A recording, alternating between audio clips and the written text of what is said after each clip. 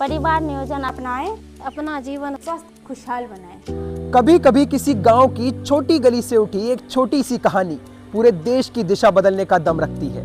आज भी हम आपको एक ऐसी ही कहानी सुनाने आए हैं, एक परिवार की, एक माँ की, जिन्होंने छोटा परिवार सुखी परिवार को सिर्फ नारा नहीं, अपनी जीवन शैली बनाया है, ताकि बच्चों को बेहतर शिक्षा, बेहतर स्वास्थ्य और बेहतर भविष्य दे सके।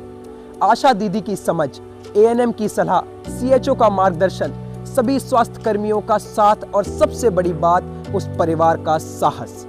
ये कहानी सिर्फ परिवार नियोजन की नहीं है, ये कहानी है जिम्मेदारी की, ये कहानी है देशभक्ति की, क्योंकि जब कोई परिवार अपना भविष्य मजबूत बनाता है, वही भारत का भविष्य मजबूत करता है। आइए सुनते हैं इस कहानी को उनके अपने शब्दों में।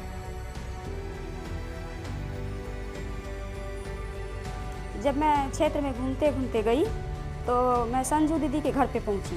जब संजू दीदी के घर पे गए तो पति पत्नी में मतलब दूसरे बच्चे के लिए परेशान थी, तो वो हमको अपना परेशानी बताई और उसको जो हम परिवार नियोजन के बारे में समझाए। तो वो पढ़ी लिखी तो तुरंत समझ गई, एक ही बार में परिवार नियोजन अपनाना चाहिए। जब क्षेत्र से ममता दी संजू दी को सेंटर पे लाई, तब वो भले ही आने के लिए मान गई हो, पर फिर भी वो अभी डरी हुई थी। तब हमने उसका काउंसलिंग किया। जब वो इसके लिए मान गई, तब परिवार नियोजन से संबंधित सभी विधियों के बारे में बताया और उसके बाद हमने उसका जांच किया और परिवार नियोजन को वो अपना ली। मेरा नाम संजू कुमारी है। मैं और मेरे पति बहुत डरते थे परिवार नियोजन से, क्योंकि मेरे पास एक छोटा बच्चा था। एक दिन ममता दीदी आई, हमें परिवार नियोजन के बारे में बताई। तब हमने अस्पताल वालों से पूछे तो अस्पताल वालों ने हमें विश्वास दिलाया कि परिवार नियोजन अच्छे के लिए होता है। तब हमने परिवार नियोजन के अस्थायी साधन को अपनाया। आज 3 साल के अंतर में दोनों बच्चों भी स्वस्थ और मैं भी स्वस्थ हूँ, तो मैंने परिवार नियोजन के अस्थायी रूप को अपनाया, जिससे कि मेरे परिवार भी खुश है और मैं भी खुश हूँ।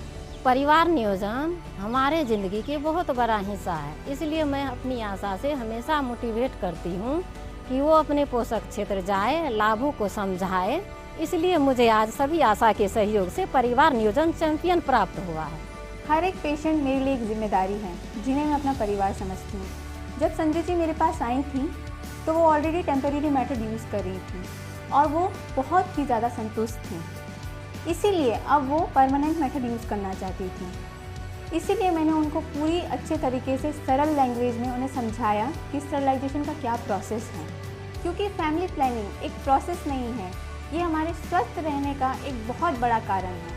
आज जब संजय जी की आंखों में मैं डर की जगह विश्वास देखती हूँ, तब मुझे अपनी टीम की मेहनत का फल दिखता है। आज हमने उनके जीवन में एक छोटी सी मदद की है, जिसके कारण उनका परिवार आज खुश है, स्वस्थ है और संपूर्ण है। यही हमारे लिए सबसे बड़ी जीत है। जब भी हम किसी परिवार को समझदारी से कदम बढ़ाते हुए देखते हैं, तो हमें लगता है कि भारत की असली ताकत ना तो बड़े शहरों में और ना ही बड़े बड़े भाषणों में छिपी है। यह छिपी है उन छोटे छोटे घरों में, जहां माता पिता अपने बच्चों के भविष्य के लिए आज से निर्णय लेते हैं। हमारे इस फैमिली प्लानिंग चैंपियन ने हमें सिखाया है कि परिवार की असली खुशी संख्या या पैसों से नहीं, बल्कि संस्कार और सुरक्षा से बढ़ती है। 2 बच्चों का ये निर्णय कोई फैसला नहीं, अपने राष्ट्र के प्रति जिम्मेदारी है। तो आइए इस प्रेरणा को आगे बढ़ाते हैं।